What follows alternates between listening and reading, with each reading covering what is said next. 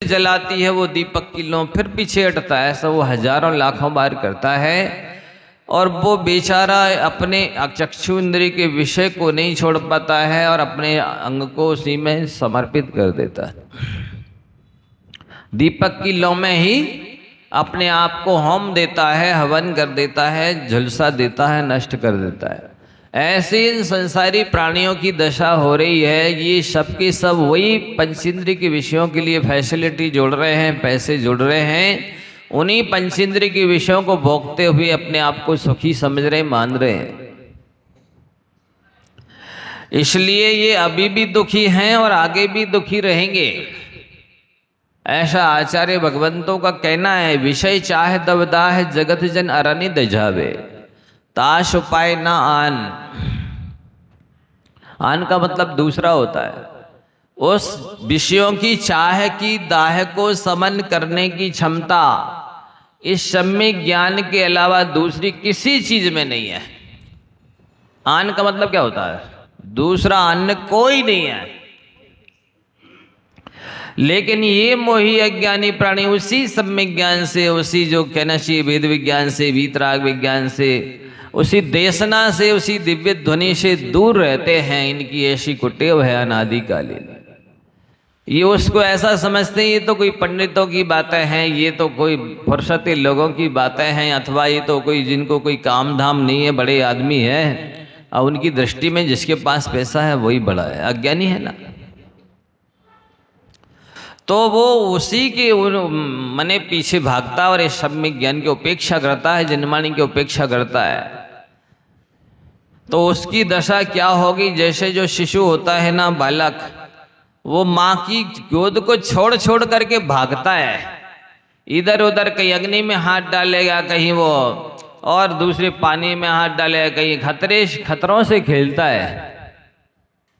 शिशु होता है जो बच्चा, माँ उसको बुलाती है बार बार, उधर मत जा, लेकिन वो नहीं मानता। चूंकि शिशु है ना, बालक है, अज्ञानी है, वो नहीं समझता है कि इसमें हमारी हानि होगी कि लाभ होगा, इसमें हमें गुण प्राप्त होंगे कि दोष प्राप्त होंगे, इससे हम सुखी होंगे कि दुखी होंगे, नहीं समझता है। तो अंत में जाकर के वो जला लेता है अग्नि में अपना हाथ, या पानी में डूब जाता है, गिरने लगता है और अनेक दुर्दशाओं को प्राप्त होता है।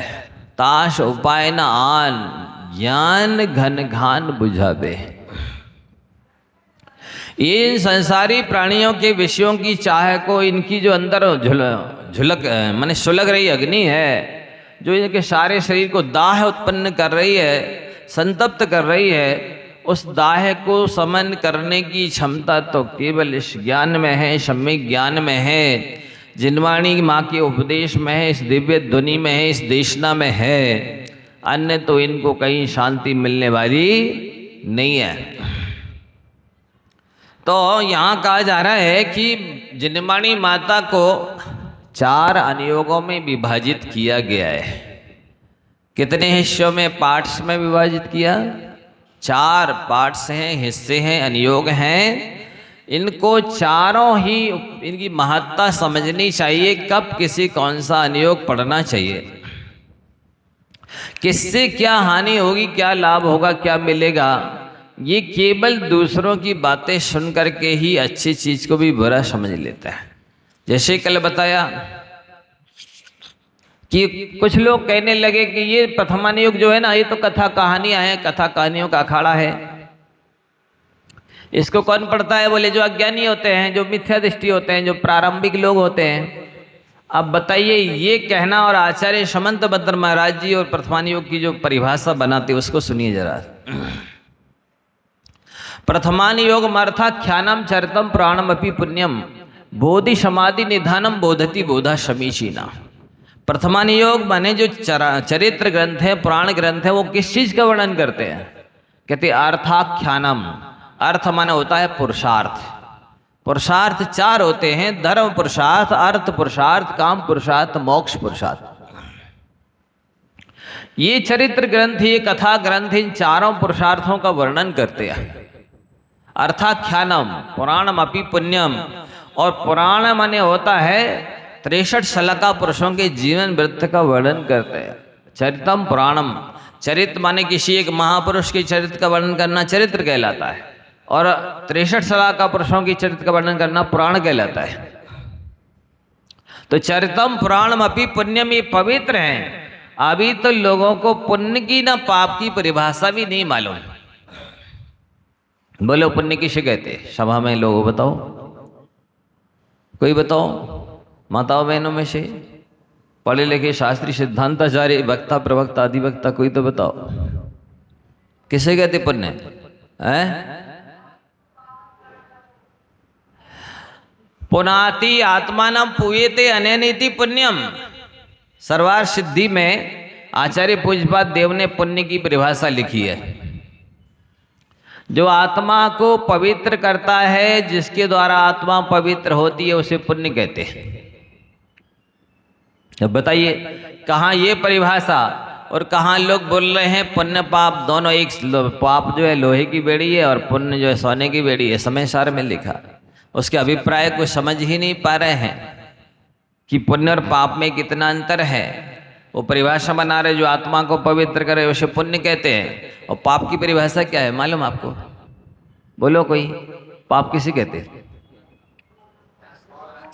भेद नहीं पूछ रहे, हिंसा झूठ चोरी कुशील परिक्रिया को पाप कहते हैं। संख्या नहीं पूछ रहे, नाम नहीं पूछ रहे। अब उससे उल्टा बोल दोगे आप, पुण्य से उल्टा।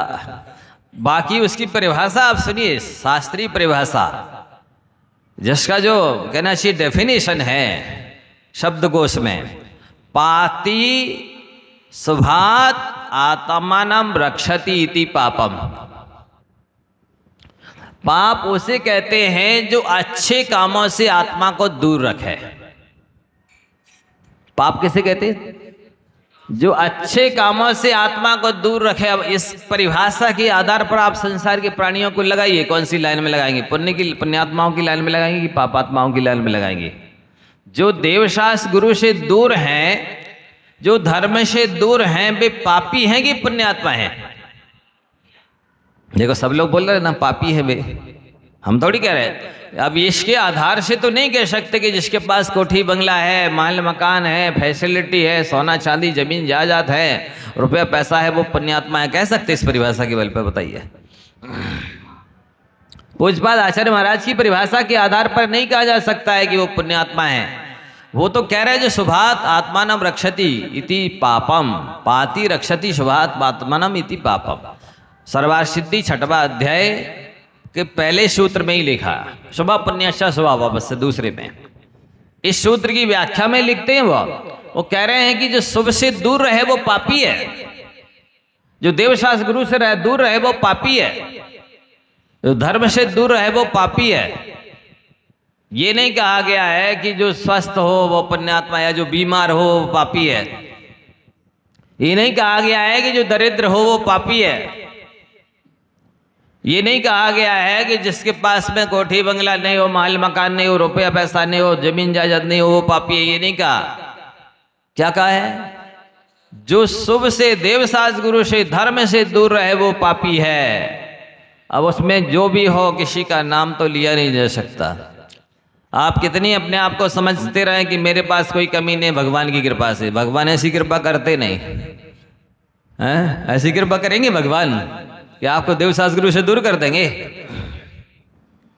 ऐसा कहना भगवान का अपमान करना है, भगवान की निंदा करना है, भगवान के सही अभिप्राय को ही नहीं समझना है। भक्ति का फल क्या है बताओ? भक्ति का फल धन धन है, भक्ति का फल पुण्य क्या है? भक्ति का फल वीतरागता है। जो वीतराग बनी आए, विषय के सायों से दूर हो गया है, वो सही भक्ति का फल प्राप्त कर रहा है। शास्त्रीय परिभाषा में पढ़ोगे तो जमीन के नीचे से, पैर के नीचे से जमीन खिसक जाएगी। क्या किसे कह रहे हैं वो आचार्य? वो कह रहे अरे हम तो इतने देर से भक्ति करते हो गए, कुछ हो तो है ही नहीं रहा, हमारा धन तो बढ़ ही नहीं रहा है, हमें कोई सफलता तो मिल ही नहीं रही है। इसका मतलब भक्ति में कोई शक्ति नहीं है।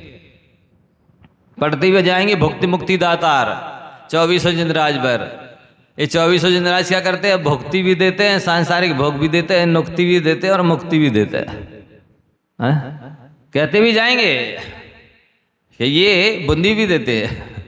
नुक्ति माने बुद्धि, भुक्ति भोजन भी देते हैं और मुक्ति मोक्ष भी देते, कहते भी जाएंगे पर कहें भक्ति में कोई दम नहीं है। हम इतने समय से पूजन कर रहे हैं, इतने समय से मतलब दान दे रहे हैं, व्रत कर रहे हैं, कुछ हो तो है ही नहीं रहा।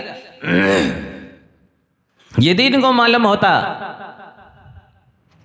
क्या मालूम होता कि भक्ति का फल वीतरागता की प्राप्ति है, भक्ति का फल वीतराग बनना है। अरे जिसकी भक्ति किस लिए करते हैं, तुल्य भवंति भवतो ननु तेन कम्या, भक्तामार में ये 10वें नंबर का काव्य पढ़ते ना कि उस स्वामी की सेवा करने से क्या लाभ, जो स्वामी अपने सेवक को अपने बराबर ना बना ले, अपने जैसा ना बना ले, हैं तुल्य भवंति, हे भगवान आपकी भक्ति करने से आपके तुल्य हो जाते हैं भक्त।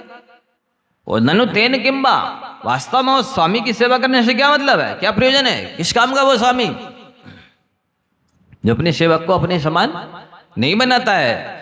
तो ये अज्ञानियों को पता ही नहीं है, वो कहते हैं भक्ति तो करते इतने समय हो गया, कुछ तो हमें मिल नहीं रहा, कुछ तो लाभ हो नहीं रहा। अरे भक्ति का फल वीतरागता है, भक्ति का फल भगवान बनना है, भगवान के जैसा बनना है, भक्ति का फल है। जैसे खेती का फल क्या है, अनाज की प्राप्ति, गेहूं चावल दाल इत्यादि की प्राप्ति करना खेती का फल है। आप तो भूसा को और प्यार को खेती का फल समझ रहे, तो ये आपका भ्रम नहीं है, गलती नहीं है, भ्रम है, गलती है, तो ये अपन को समझना चाहिए।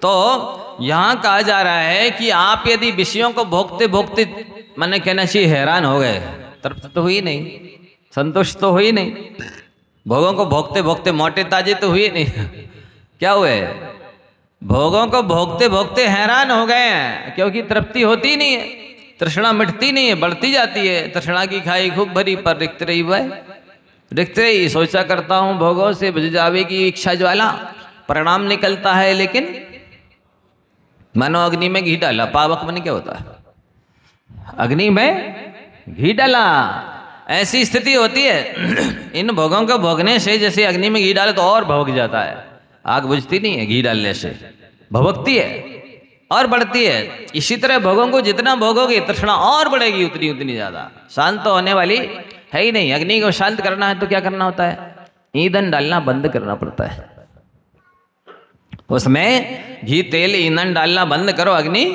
बुझ जाएगी। इसी तरह से इस तृष्णा रूपी अग्नि को, तृष्णा की ज्वाला, तृष्णा क्या बोलते, सोचा करता हूं भोगों से बुझ जावी इच्छा ज्वाला, हाँ इसी इच्छा रूपी ज्वाला को यदि बुझाना है, शांत करना है, तो आपको क्या करना होगा, इसमें विषयों का ईंधन डालना बंद करना होगा। आप जितनी ज्यादा फेवरेट चीजें खाएंगे, जितनी ज्यादा पसंद की चीजें पहनेंगे ओढ़ेंगे, उतनी ज्यादा तृष्णा बढ़ती जाएगी, आप दुखी होते चले जाएंगे, सुखी नहीं होंगे, ये नियम है, गारंटी है, क्योंकि उनका स्वरूप तासीर ही ऐसी बताई गई है। तो आपको यदि इनको परेशान हो गए पंचेंद्रिय के विषयों से, भोगों से, तो आपको क्या करना चाहिए, उन्होंने कहा तास उपाय न आन, दूसरा कोई उपाय नहीं है इस तृष्णा की ज्वाला को बुझाने का, शांत करने के लिए, वो तो है ज्ञान घन घान बुझावे, ज्ञान रूपी मेघों का समूह बरसे, तो ये संतप्त पृथ्वी जो है, यहाँ की ज्वाला है, वो शांत हो गए। आप दूसरे उपाय के द्वारा इस अग्नि को नहीं बुझा सकते, ये उपाय बताया जा रहा है। तो जिस प्रतिपानी योग को लोग कहते हैं ये कथा कहानियों का अखाड़ा है, उसमें धर्म अर्थ काम मोक्ष चारों पुरुषार्थों का वर्णन है। ये पुराण ग्रंथ चरित्र ग्रंथ जो है ना, चारों पुरुषार्थों के साथ साथ बोधि समाधि निधानम, बोधि जानते हैं किसे कहते, बोधि सम्यक दर्शन, सम्यक ज्ञान, सम्यक चारित्र को बोधि कहते हैं, और अकेले ज्ञान को बोध कहते हैं। तो बोधि की प्राप्ति जिससे हो, रत्नात्रय की प्राप्ति जिसके पढ़ने से हो बे, वो कथा कहानियों के अखाड़े होगा। कथा कहानी का अखाड़ा नहीं हो सकता वो जिससे समाधि की और बोधि की प्राप्ति हो। आप सोचिए, बोधि रत्नात्रय की कीमत 3 लोक की संपत्ति से ज्यादा है। कितनी है? रत्नात्रय की कीमत 3 लोक की संपत्ति से ज्यादा है। ये मुनि पद प्राप्त करना 3 लोक की संपत्ति से ज्यादा वैभव प्राप्त कर लेना है। इस बोधि की और समाधि यानी रत्नात्रय की पूर्णता जिससे होवे, उत्पत्ति स्थिति वृद्धि और साथ साथ पूर्णता होवे, वो प्रथमानी योग कथा कहानियों का अखाड़ा हो सकता है? नहीं नहीं बोले उसमें क्या रखा, कहानियां हैं, वो प्रारंभिक लोग पढ़ते, मिथ्या दृष्टि लोग पढ़ते, अज्ञानी लोग पढ़ते हैं। जो वेद विज्ञानी तत्वज्ञानी है, सम्यक दृष्टि है, उनको प्रथमानुग पढ़ने की क्या आवश्यकता है। ये आगम की विरुद्ध कथन है, ये अवर्णवाद कहलाता है। क्योंकि वो लिख रहे हैं बोधि समाधि निदानम।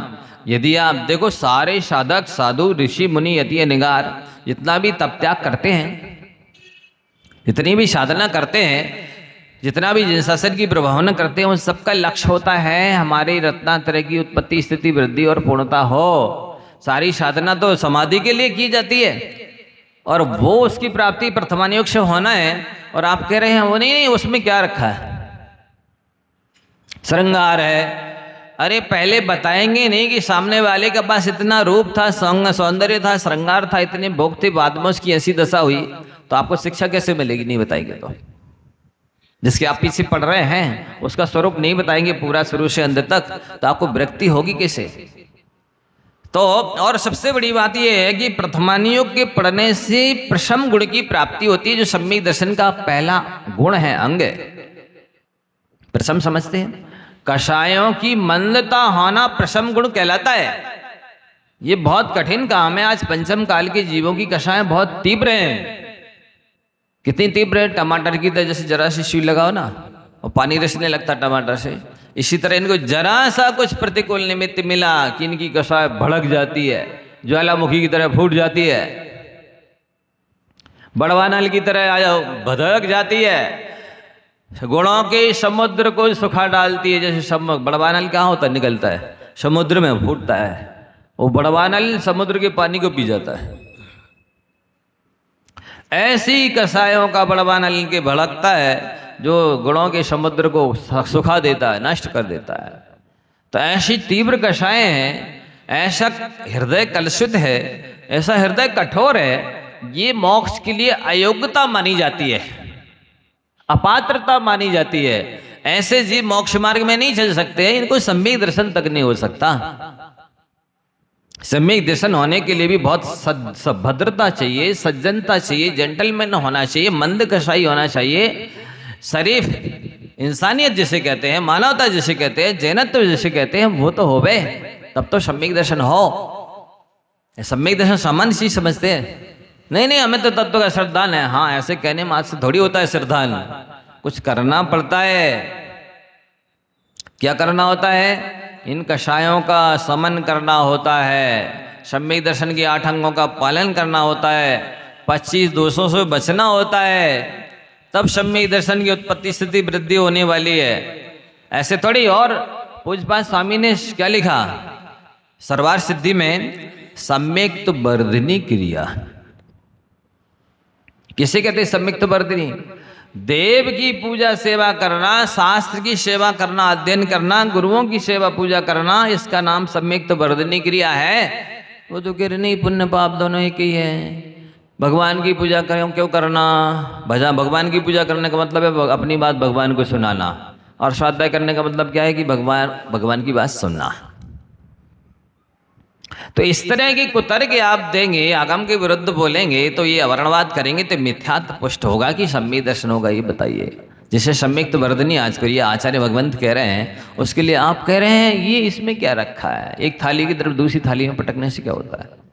ये आगम विरुद्ध कहते हैं। ये ठीक है कि आप संक्षेप में कर लें, ज़्यादा ना करें, एक पूजा कर लें और समय निकाल करके अच्छे से स्वाध्याय करें, ये ठीक है, समझ में आता है। लेकिन आप कहें नहीं एक थाली की तरफ दूसरी थाली में क्या डालने से क्या होता है।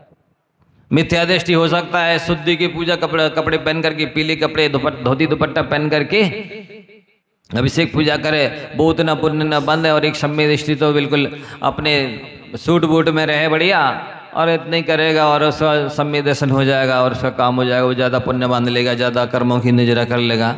ये तो अपने अहंकार को पुष्ट करना है, अपने प्रमाद को पुष्ट करना है, अपने लोभ को पुष्ट करना है, और कुछ नहीं है इसके अलावा। परिस्थिति मनस्थिति अलग अलग होती है।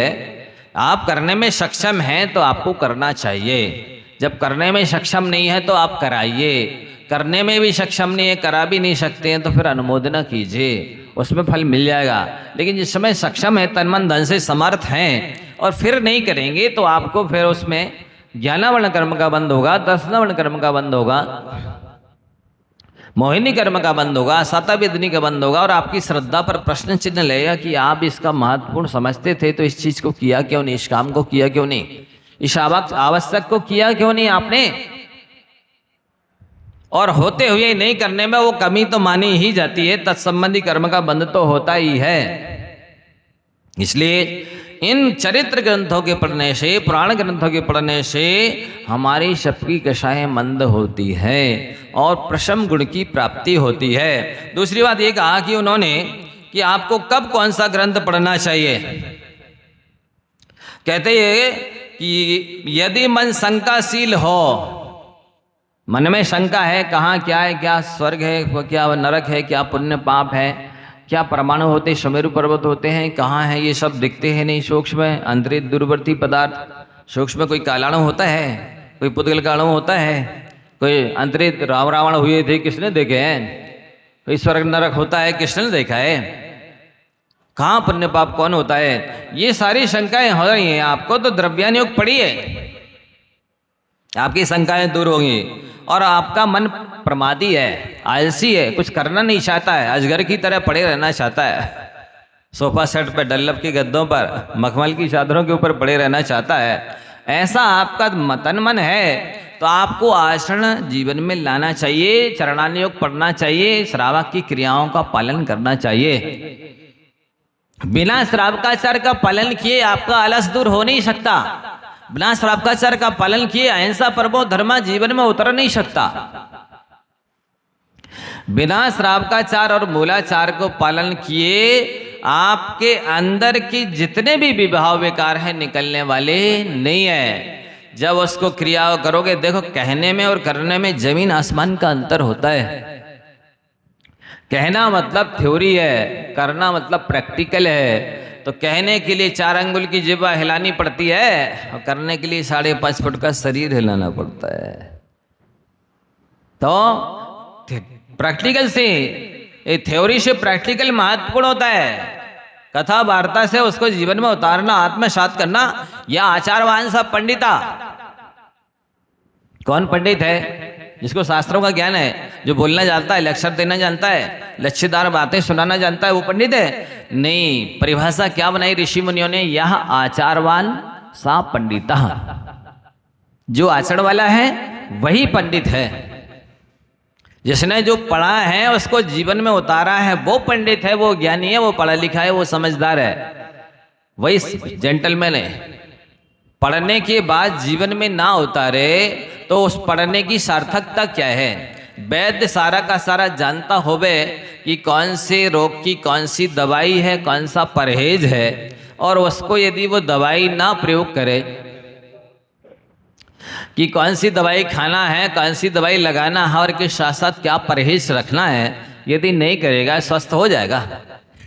इसी तरह जिसने केवल पढ़ लिया, नहीं, श्रद्धान भी पक्का है 100%, हमारा श्रद्धान भी 100% है और हमें ज्ञान भी है कि इस रोग की ये दवाई है और ये परहेज है, लेकिन दवाई ना खाए, स्वस्थ हो जाएगा? श्रद्धान करने मात्र से, ज्ञान करने मात्र से नहीं होगा ना। इसी तरह जैसे किसी कैदी बंदी को हथकड़ी और बेड़ी डली हुई है, उनको पूरा श्रद्धान है, ज्ञान है कि ये हथकड़ी बेड़ी जब तक कि दूर नहीं होंगी हम स्वतंत्र नहीं होंगे, और उसको ये भी ज्ञान हो कि इनको हथकड़ियों को कैसे काटा जाता है, तोड़ा जाता है, कैसे स्वतंत्र हुआ जाता है, ये भी ज्ञान है। लेकिन जब तक वो हथकड़ियों को काटे तोड़े नहीं, अपने से दूर ना करे, वो स्वतंत्र हो जाएगा? नहीं होगा ना। हाँ, और उसके साथ साथ मान लो डॉक्टर ने बोला इसको हिला हिला के पिलाना। अब हिला हिला के पिलाना है तो बूढ़ी अम्मा को हिलाना है कि सीसी को हिलाना है, क्या करना है? बूढ़ी अम्मा को हिला हिला के ऊपर पहुंचा दोगे? तो ये ज्ञान सही होना, जानकारी वास्तविक होना कि उल्टी सीधी होना, ये सब लोग क्या कर रहे हैं? असल में नकल करने वाले ज़्यादा हैं, देखा देखी करने वाले ज़्यादा हैं, लकीर के फकीर ज़्यादा हैं, भेड़ की चाल चलने वाले ज़्यादा लोग हैं। यहाँ शिवनगर वाला की बात नहीं कर रहे। ये क्या करते हैं? कॉपी करते हैं, नकल करते हैं। जैसे उसमें हो क्या रहा है कि परीक्षा हॉल में विद्यार्थी लोग परीक्षा दे रहे थे, आगे वाला जो विद्यार्थी वो बहुत इंटेलिजेंट था, चतुर था, वो जल्दी जल्दी अपने प्रश्न पत्र को भर रहा था, पीछे वाले का दिमाग चल नहीं रहा था, वो डल था, उसको उतना विवेक नहीं था। सो वो बोला यार हमको भी दिखाते जाओ ना, हमें बोलते जाओ, हम भी लिखते जाओ। बोले अभी बोलने का टाइम नहीं, अब देख लो, देख कर लिख सकते तो लिख लो। सो आगे वाले ने लिखा कि दिल्ली में कुतुब मीनार है, पीछे वाले ने लिख लिया दिल्ली में कुतिया बीमार है। ये ऐसी नकल कर रहे हैं, देखा देखी कर रहे हैं ये लोग जो है ना, भेड़ चाल हैं। वे देखा देखी करेंगे। वो फलानी कह रही थी कि तत्वासुत नहीं पढ़ना अष्टमी चतुर्दशी, वो फलानी कह रही थी रात में भक्तामृत नहीं पढ़ना, वो फलानी को उनने गुरु बना लिया, आदर्श बना लिया, उसके आचार्य वही है। उसके कहे अनुसार तो उसने काम कर लिया, लेकिन गुरु जो देश न दे रहे हैं उसको सिर पे से कान पे से उड़ा रहे हैं। बोले सिर के ऊपर से जा रही है। ऐसे लोगों का कल्याण होगा? कल्याण उनका होता है जो शास्त्र के अनुसार चलते हैं, शास्त्रों को पढ़ते हैं, शास्त्रों को सुनते हैं, उनका कल्याण होता है। ऐरों गैरों को आदर्श बना लेते हैं, जिस किसी का अनुसरण करने लगते हैं, जिस किसी की बात मान जाते हैं, तो उनका कल्याण तो त्रिकाल में हो ही नहीं सकता। इस पंचम काल में ये दुर्भाग्य है कि एक तो सच्चे वक्ता, अच्छे ज्ञानी वैरागी साधक साधु मिलते नहीं हैं, और जैसे मिल जाएं और कोई व्यक्ति थोड़ा सा मार्ग में लगे तो भटकाने वाले, भ्रष्ट करने वाले बहुत हैं। अरे तुम ऐसे नहीं करो, मान लो जैसे अभी है ना, महीने भर लगभग 1.25 महीना डमोकार पर प्रवचन किया, उसकी महिमा बताई, बताने के बाद लोगों को समझ में आए, वो करने लगे। दूसरा है अरे ये मशीन नहीं पहनो तुम्हारी उंगलियां कट जाएगी। अरे लोहे की, पीतल की, तांबे की अंगूठियों से उंगली नहीं कटती, ये प्लास्टिक की अंगूठी से उंगली कट जाएगी।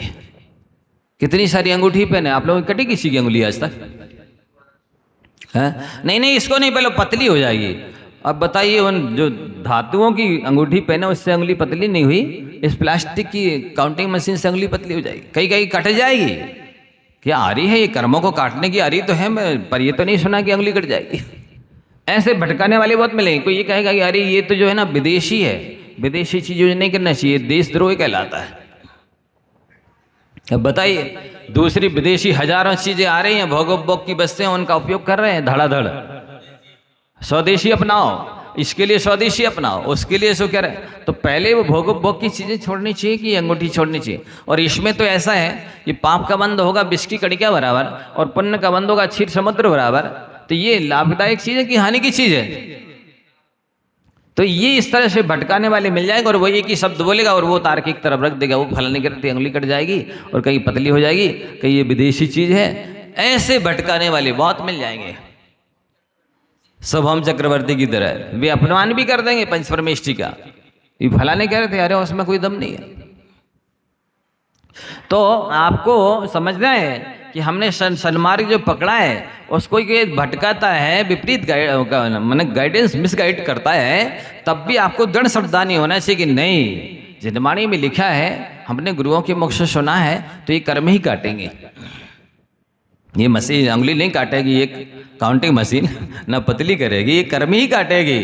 तो इस तरह की सिद्धांत बहुत मुश्किल है। ऐसा मैंने कई जगह अनुभव किया कि जैसे तैसे महीनों में समझा करके किसी तरह लाइन पे लाए, दूसरा आया उसने 1 मिनट में पानी भेज दिया। नहीं ये तो ऐसा नहीं करना चाहिए। मतलब ना वो ये सोच रहा है कि हम कितना लोगों को अंतराय डाल रहे हैं, भटका रहे हैं, कितना कर्मबंद कर रहे हैं, कितना मिसगाइड कर रहे हैं, मेरा क्या होगा, इनका क्या होगा, कुछ नहीं सोच रहा है। ऐसे बहुत मिल रहे हैं।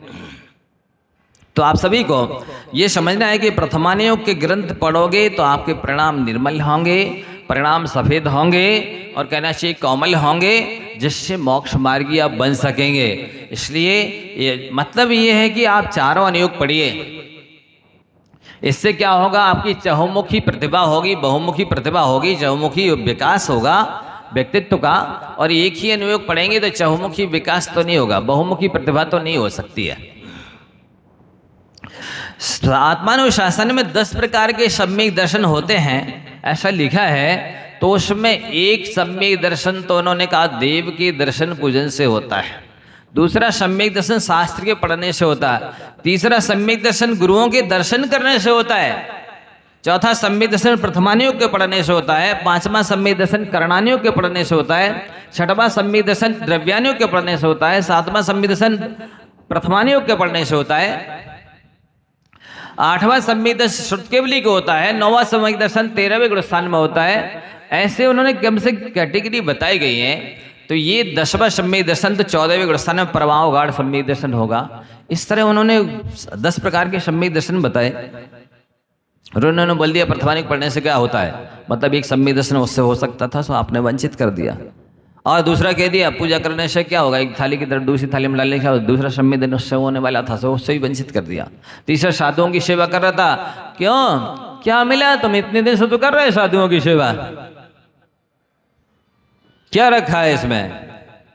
और देख रहे हो क्या हो रहा है आजकल, कितना ऐसा हो रहा है, बाद में लड़ाई झगड़े भ्रष्टाचार दुनिया भर की बातें बोल करके वो जो गुण ग्रहण कर सकता था, गुरुओं के दर्शन करके पाप नष्ट कर सकता था, पुण्य बंध कर सकता था, सम्यक दर्शन प्राप्त कर सकता था, सो उससे दूर कर दिया। कितनी चीजों से वंचित कर दिया आपने, कितने तरह के सम्यक दर्शनों के साधन थे उनसे दूर कर दिया। तो ये शास्त्र विरुद्ध बोलने वाले बहुत हैं। आपको ये समझना है, अपने विवेक का उपयोग नहीं करेंगे, सद्बुद्धि का उपयोग नहीं करेंगे तो आप मोक्ष मार्ग में नहीं चल पाएंगे। तो प्रथमानियोग के पढ़ने से, प्रथमानियोग मतलब होता है चरित्र ग्रंथ, प्राण ग्रंथ। इससे धर्म अर्थ काम मोक्ष चारों पुरुषार्थों की प्राप्ति होने वाली है। साथ ही बोधि यानी सम्यक दर्शन ज्ञान चारित्र, इनकी उत्पत्ति स्थिति वृद्धि, और समाधि यानी इनकी पूर्णता होने वाली है। और करणानियोग के पढ़ने से आपको क्या प्राप्त होने वाला है, सम्यक गुण की प्राप्ति होती है। जब हम नरकों के बारे में पढ़ते सुनते हैं तो रोम रोम खड़े हो जाते हैं। देखो ये ऐसा है, जैसे ही आप यदि अस्पताल की ओर देखेंगे तो आंखों में पानी आएगा, और होटल की तरफ देखेंगे तो जिम में पानी आएगा। इसी तरह से करणानियोग पढ़ेंगे, नरक का वर्णन पढ़ेंगे तो आपके रोम रोम खड़े हो जाएंगे, पाप से भयभीत हो जाएंगे, और स्वर्ग का वर्णन करेंगे तो आपकी धर्म के प्रति रुचि बढ़ेगी। देव पूजा, गुरु उपासना, स्वाध्याय, संयम, तप, दान जो षडावश्यक बताए गए हैं बंधुओं, उनके प्रति आपका रुझान कब होगा। ये संसारी प्राणी लोभी है, स्वार्थी है, ये लोभ से प्रेरित होता है, स्वार्थ से प्रेरित होता है। जब तक इसको धर्म का फल नहीं बताएंगे वो धर्म के कार्यों में लगने वाला नहीं है। बहुत जल्दी प्रेरित होता है, उसको कुछ कहीं मिलने की आशा हो तो तुरंत समय निकाल के पहुंच जाता है, और कुछ मिलने जुलने की आशा ना हो तो वो फिर किसी भी तरह कहीं भी नहीं, भगवान के पास भी जाने वाला नहीं है।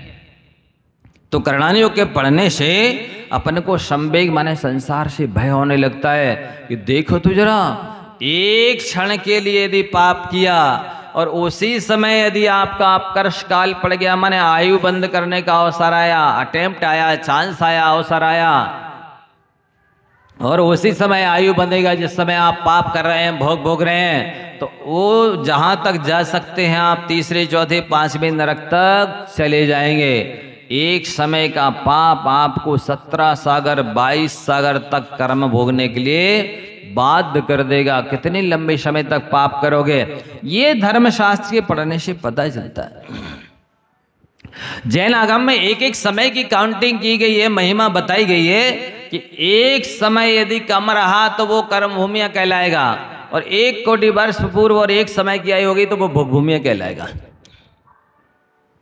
एक समय कम रहा तो वो जघन्य आयु में आ गया, और एक समय और जुड़ गया तो वो असंख्यात वर्ष की आयु में चला गया।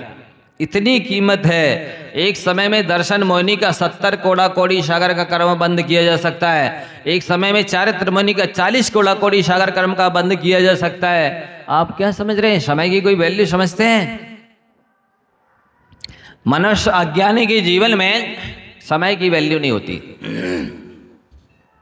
और ज्ञानी के जीवन में यदि सबसे कोई कीमती चीज होती है तो वो है मनुष्य पर्याय का उच्च कुल का एक एक समय। इस एक एक समय में असंख्यात गुणी पाप कर्मी की नजरा की जा सकती है, पुण्य का बंध किया जा सकता है। वो हर समय में मोक्ष मार्ग को प्रशस्त किया जा सकता है, मोक्ष के निकट पहुंचा जा सकता है। बंधुओं, भरत क्षेत्र से वर्तमान में मोक्ष नहीं है, लेकिन मोक्ष मार्ग तो आज भी खुला है।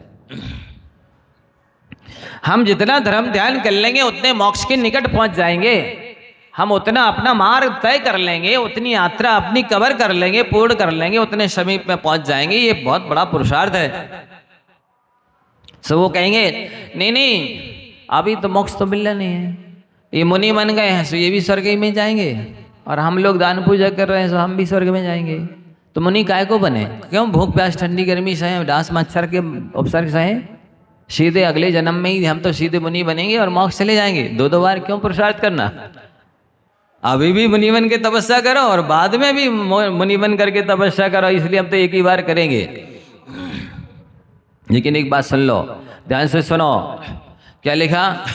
यदि किसी को विद्वान बनना है तो 5 साल श्रम करना होता है, तब विद्वान बनता है। धनवान बनने के लिए, अच्छा रईस बनने के लिए 10 साल मेहनत करनी होती है। पुण्य और प्रसाद दोनों यदि हो बैंक पल्ले में तो 10 साल में धनवान बन जाता है। यदि किसी को इंजीनियर बनना है तो 15 साल की पढ़ाई चाहिए पड़ती है। डॉक्टर बनना, अच्छा डॉक्टर बनना है तो 20 साल का अध्ययन और प्रैक्टिकल इत्यादि चाहिए होता है। और यदि कोई वैज्ञानिक बनना है तो 25 साल की मेहनत चाहिए होती है, रिसर्च करना होता है। और यदि किसी को भगवान महावीर और बाहुबली बनना है तो जन्म जन्मांतरों की साधना चाहिए पड़ती है। आप लोग स्वयं पढ़ते हैं, बिन कारण दीक्षा लेता जो पूर्व जन्म का त्यागी। यदि जन्म जन्मांतरों में त्याग किया होगा तो फिर बिना निमित्त के आप बैरागी हो जाएंगे, दीक्षा ले लेंगे। और पहले के संस्कार नहीं है तो आप दीक्षा लेने वाले नहीं है। और एक बात और सुन लो कि जैसे कहते हैं तरस पर्याय का काल कितना है? 2000 सागर। 2000 सागर का काल तरस पर्याय का है। उसमें आपको 2 इंद्रिय के भाव भी मिलेंगे, 3 इंद्रिय के भी, 4 इंद्रिय के भी, अशनि पंचेंद्रिय के, शनि पंचेंद्रिय के भी मिलेंगे। नरक परस मनुष्य देव चारों गति के मिलेंगे। अब मनुष्य के उसमें मात्र 48 भाव हैं। कितने भाव हैं?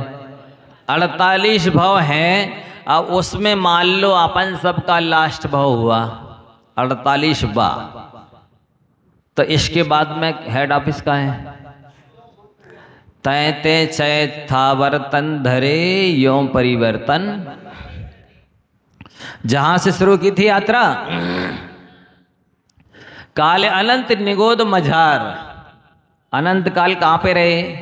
निगोद में एक इंद्रिय की अवस्था में रहे और पूरे में भ्रमण करके तैते चय था वर्तन धरे, वहीं पुनः पुनर्मूसको भव, फिर से मूसक चूहा की दशा प्राप्त हो गए।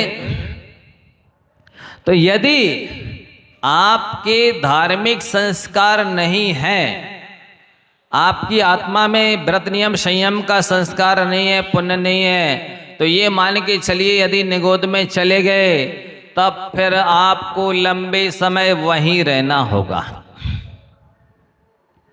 बहुत लंबा समय, अनंत अनंत वर्ष तक कोई ठिकाना नहीं है। आप किसके बल पर वहां से निकलेंगे?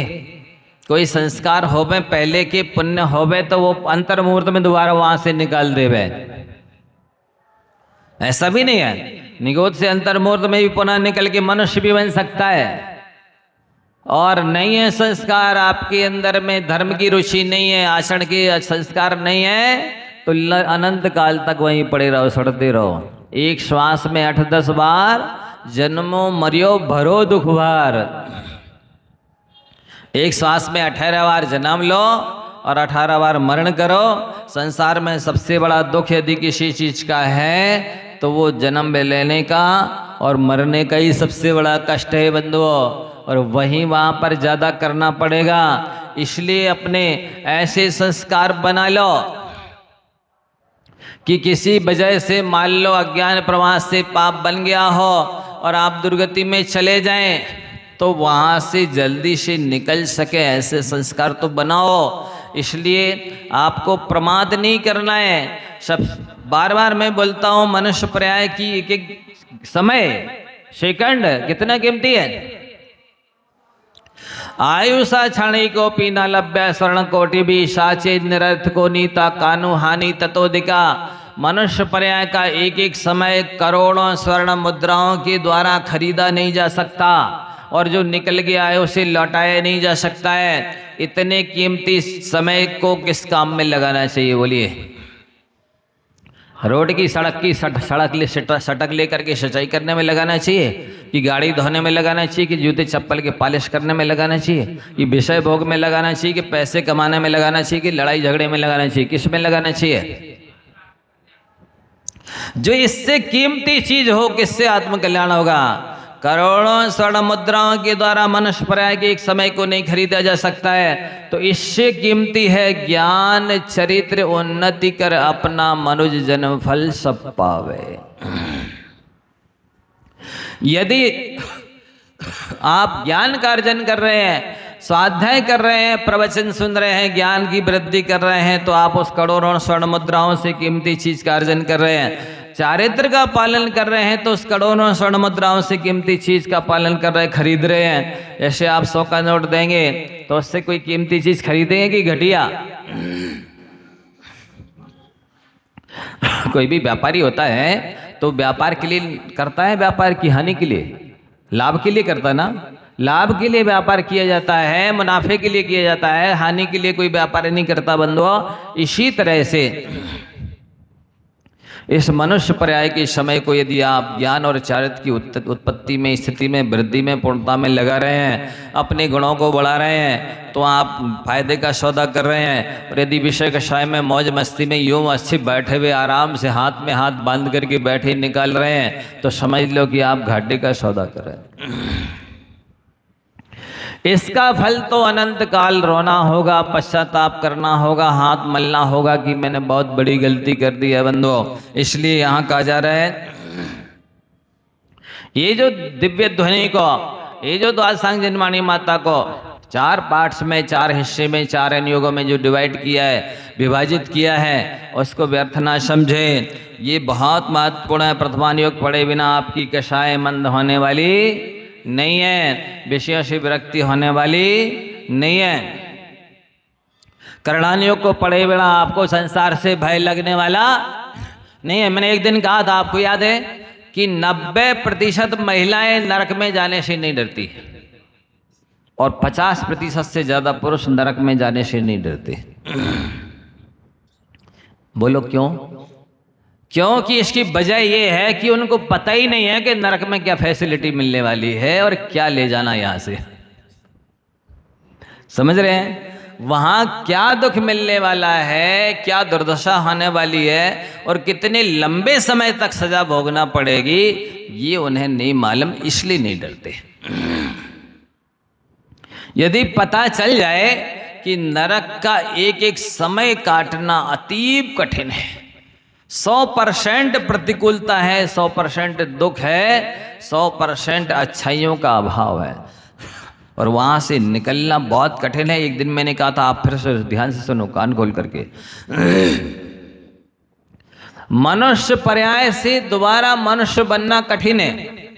बोलो क्यों? इसलिए कि आप हाथ उठा के बता दीजिए किसको संतोष है थोड़े धन संपत्ति में, थोड़े से विषय कषाय से कौन संतुष्ट है? बोलिए। अल्पारंभ परिग्रहत्व मानुषस्य कहा है। थोड़े से आरंभ से, आरंभ माने जिन कामों के करने से हिंसा होती है उनको आरंभ बोलते हैं। मकान बनाने में, दुकान बनाने में, चलाने में, विषय कषाय कामों में, सब में हिंसा होती है। तो किसको संतोष है आप बता दीजिए। थोड़े से आरंभ से और थोड़े से परिग्रह से संतुष्टि है कि जो प्राप्त है वही पर्याप्त है? बोलो, है संतुष्टि? देखो, झूठ नहीं बोलना देवशास्त्र गुरु के सामने। हम आप कह भी देंगे तो हम विश्वास कर लेंगे, ऐसा जरूरी नहीं है, क्योंकि हमें पता है सारी दुनिया कंपटीशन की जिंदगी में जी रही है, गला काट प्रतियोगिता में शामिल है, स्वयं का गला काट करके प्रतियोगिता खेल रहे हैं। ये क्या कर रहे हैं? स्वयं का गला काट करके प्रतियोगिता खेल रहे हैं। ये स्वयं का हानि करके, पुण्य खत्म करके और विषय कषाय का सेवन कर रहे हैं, नया पाप बंध रहे। इनकी दशा ऐसी है कि जैसे कहना चाहिए, संसार के जितने गड्ढे होते हैं ना, खड्डे, उनकी विशेषता होती है, आप उनको जितना उसमें मटेरियल डालेंगे, पत्थर डालेंगे, मिट्टी डालेंगे, पानी वाले डालेंगे, उतना वो भरेंगे। लेकिन ये जो इच्छा रूपी गड्ढा है इन संसारी प्राणियों के अंदर, ये ऐसा जादुई गड्ढा है, ऐसा करश्माई गड्ढा है, इसमें जितना डालो उतना और गहरा होता है। तृष्णा की खाई खूब भरी पर रिक्त रही वह रिक्त रही। सो इनको संतोष ही नहीं है जब किसी बात से, तो दोबारा मनुष्य प्राय मिलेगी। बोलिए, जब आपको संतोष नहीं और वो कह रहे अल्प आरम्भ परिग्रह तुम मानुष्य, थोड़े आरंभ और परिग्रह में संतुष्ट रहो और ये रह नहीं रहे हैं, तो इनको दोबारा मनुष्य प्राय मिलेगी। अच्छा देखिए, तो मनुष्य से मनुष्य बनना कठिन है ना। दूसरी बात, पशु गति से भी मनुष्य बनना कठिन है। क्यों? इसलिए कि माया तैरगियों न से, मायाचारी करने से त्रिंच गति की प्राप्ति होती है। सो ये मनुष्य मायाचारी कर ही रहे, आप लोग की बात नहीं कर रहे। कैसे कर रहे? ये सारे 2 नंबर के और 420 के काम कर रहे हैं, ये मिलावट के काम कर रहे हैं, महंगी चीज में सस्ती भी चीज मिला करके और महंगे दामों में बेच रहे हैं। यदि आज कोई मरना चाहे और मरने के लिए जहर खरीदे तो वो भी ओरिजिनल नहीं मिलेगा। और कोई यदि मान लो अपने कहना चाहिए वो उत्सव त्यौहार कोई मनाना चाहे, कोई सेलिब्रेशन कुछ रखे और वो उसमें यदि पेड़ा बांटना चाहे तो उसको खा के भी क्यों मर जाए लोग, क्योंकि ना शुद्ध जहर मिल रहा है ना शुद्ध पेड़ा मिल रहे हैं।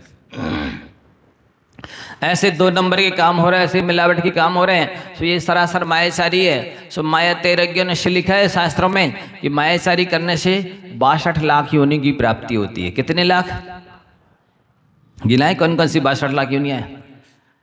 7 लाख पृथ्वी का एक की योनियाँ हैं। 7 लाख प्रकार की पृथ्वी होती है। 7 लाख जल का एक, 7 लाख प्रकार के जल का एक जल जीव जल होता है, उसमें जल का एक जीव भी 7 लाख योनियाँ है।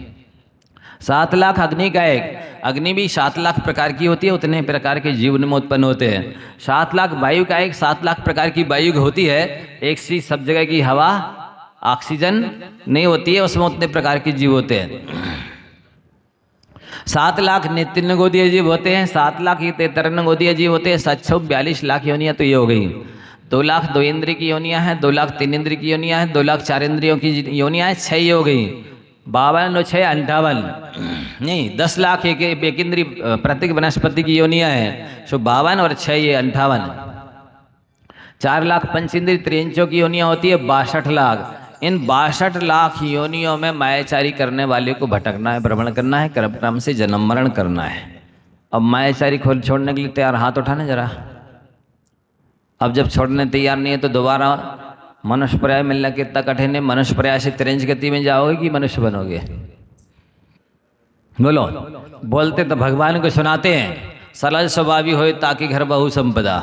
जो सरल स्वभावी होता है उसके बाद बहुत संपत्ति धन संपत्ति होती है। और मंदिर से बाहर निकलते कहते यदि हम सरलता अपनाएंगे तो हमारी तो दुकानदारी ठप हो जाएगी।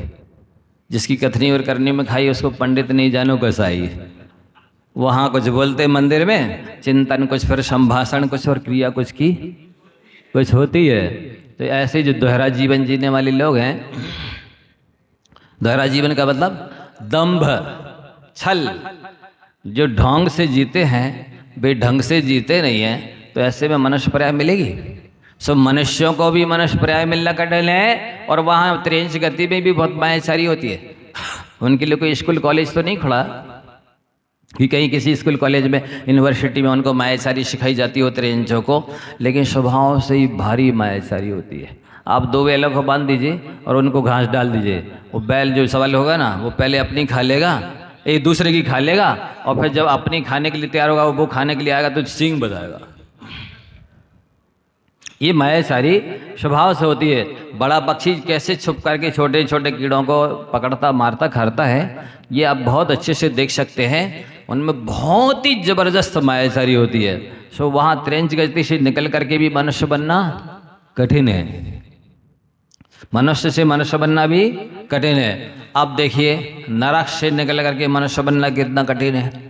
जहाँ पर प्रति समय आर्त और रौद्र ध्यान चल रहा हो वह, और जहाँ पर प्रति समय दूसरों को सताने और मारने और काटने का भाव चल रहा होगा, ऐसे में मनुष्य बनेंगे। अल्पारंभ अल्प परिग्रह, कोई है ही नहीं, कोई संतोष है नहीं जीवन में, कोई मित्रता है नहीं, कोई दया है नहीं, कोई परोपकार है नहीं। बताइए नरक से निकल करके मनुष्य बनेंगे कि पशु बनेंगे? सो नरक से निकल करके भी मनुष्य बनना कठिन है। अब रह गया देवगति। सो देवगति से आएंगे मनुष्य गति में। बोलो, जिनको वहां पर ईर्ष्या होती है, एक तो दूसरे बड़े देवों की संपत्ति देखकर जलते रहते हैं, और दूसरी बात वहाँ की जो भोगोपभोग सामग्री है उसमें वो ऐसे आसक्त होते हैं जैसे गाय के थन में लगी जोंक होती ना, किल्ली वगैरह, कैसी आसक्ति से वो खून पीती, वहीं दूध भरा है, वो दूध नहीं पीती, आसक्ति से खून पीती है, और इतनी आसक्ति से कि उसका पेट फट जाता है, मर जाती है। ऐसे देवों को भी विषय में इतनी आसक्ति होती है कि वो 1 मिनट के लिए भी नहीं छोड़ना चाहते। और विशेषता क्या होती है कि मरने के 6 महीने पहले उनके वस्त्र और आभूषणों की कांति फीकी पड़ने लगती है, और जो और छोटे देव होते हैं वो आज्ञा अवहेलना करने लग जाते हैं, अवमानना करने लग जाते हैं। सो उन सबको पता चल जाता है कि अरे अब मैं 6 महीने के भीतर मरने वाला हूँ। तो वो मिथ्या दृष्टि तो होते ही है। यहाँ पर आप लोगों से मैं पूछना चाहता हूँ, आप लोग दान कर रहे हैं, पूजा कर रहे हैं, धर्म ध्यान कर रहे हैं, व्रत नियम संयम पाल रहे हैं, सो किस लिए कर रहे हैं ये सब बताओ। जब छोटा बच्चा होता है सो उससे कहेंगे बेटा बोलो भगवान से, भगवान हमें सद्बुद्धि देना। वो कहने लगा भगवान सद्बुद्धि देना। हम आपके पास आए ना दर्शन पूजन करने, तो इसके बदले में क्या चाहिए? सद्बुद्धि। अब थोड़ा बड़ा हुआ, वो खुद जाके कहने लगा भगवान परीक्षा में पास हो जाए। दर्शन करने किस लिए आया? परीक्षा में पास हो जाए।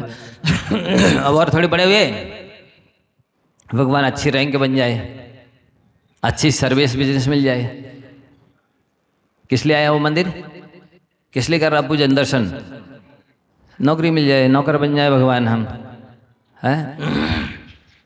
इसके बाद और आगे चला तो गोरी हो या काली हो, भगवान हमें घरवाली हो। किस लिए आया वो मंदिर? नौकरी तो मिल ही जाए, मिल गई, नौकरी मिल गई, इसके बाद में अब शादी हो जाए।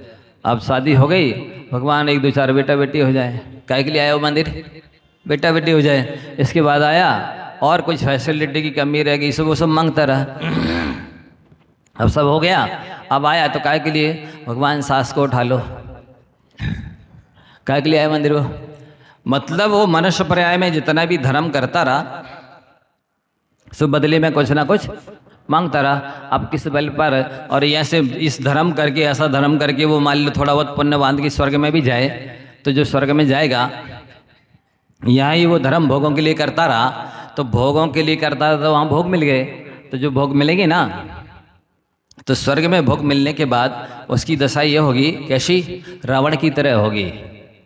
वो भोगों में आसक्त होगा, और उस भोग भोगने के बाद में कहाँ जाएगा? जैसे रावण नीचे गया ना, उसी तरह से स्वर्ग में भी मरते दम तक वो भोग नहीं छोड़ सकेगा। आप बहुत कान खोल करके इस बात को सुन लीजिए ध्यान से। यदि धर्म के बदले में कोई भी सांसारिक चीज मांगोगे तो वही चीज मिलेगी, नहीं मांगोगे तो मोक्ष मिलेगा। क्या चाहिए बोलो?